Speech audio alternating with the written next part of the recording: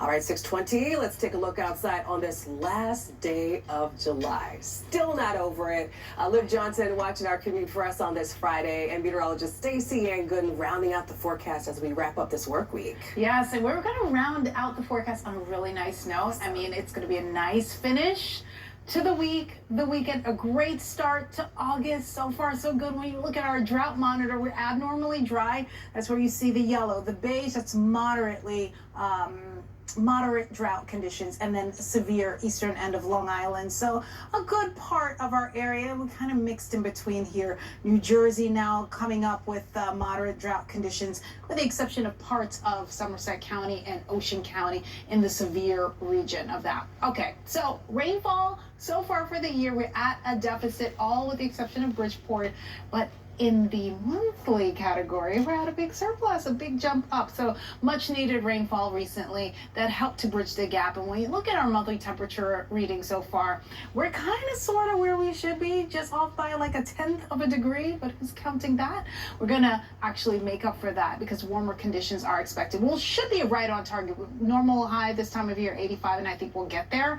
Here's a look at where we stand right now. Temperature-wise, Kearney 67 Lodi, and Sheepshead Bay is 69. For this afternoon, 80s, seasonable conditions, nice and warm and comfortable. South-facing shores maybe a little bit cooler. Sea breeze developing. Further inland, also a little bit cooler. But for tonight, temperatures are in the 60s, low 70s. There is that departed low. It's been slow to go, eventually giving way to this high-pressure system, which is already in control, and that's keeping us nice and dry. But eventually, that high will also move out and give way to this next system that has originated in the plains. So that's going to continue to push further east. And I tell you what, right now it looks like there is a potential for downpours, more thunderstorms in the forecast, but don't worry, that's not today. That's not for most of the weekend. Maybe a spot shower here or there, then that'll clear out. For your Saturday, it looks pretty dry. I was seeing some flickers of green across the screen, but it doesn't look like it's anything to write home about.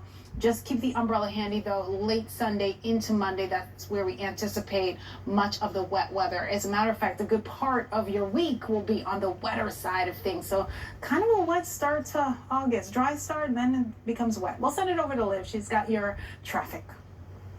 The 7-day forecast presented by Lincoln. Experience the feeling for yourself at the Lincoln Summer Invitation.